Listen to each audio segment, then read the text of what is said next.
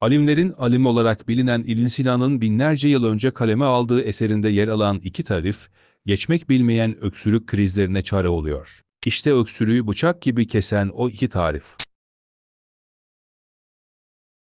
Kuşyar adlı bir hekimin yanında tıp eğitimi alan İbn Sina, Buhara'da babasından ve döneminin ünlü bilginlerinden özel ders ve iyi bir eğitim aldı.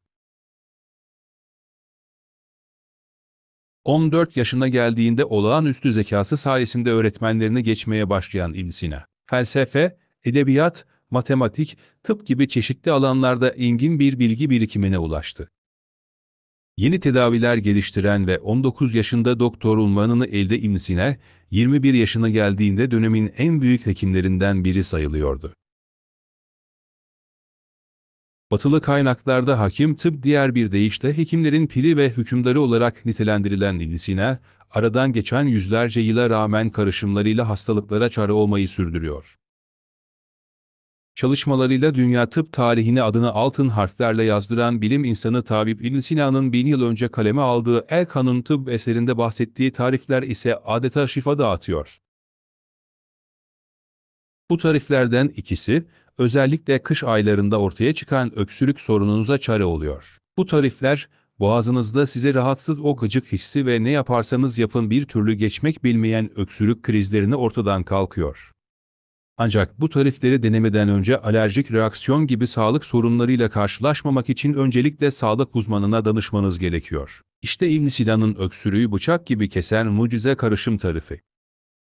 Öksürük, grip ve soğuk algınlığı gibi hastalıkların yanı sıra üst solunum yollarında ortaya çıkan bronşit veya bronşiolit gibi sağlık sorunlarından kaynaklanıyor.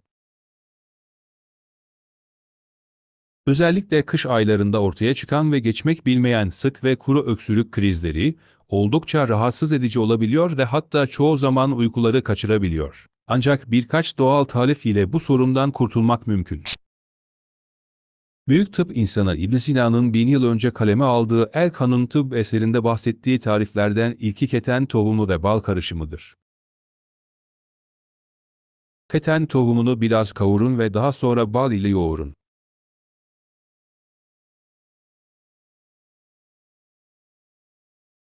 Elde ettiğiniz karışımı bir kavanozda saklayabilirsiniz. Bu karışımı, öksürüğünüz artmaya başladığında günde bir çay kaşığı olacak şekilde tüketebilirsiniz. Bir diğer tarif ise üzüm suyu karışımı olarak karşımıza çıkıyor.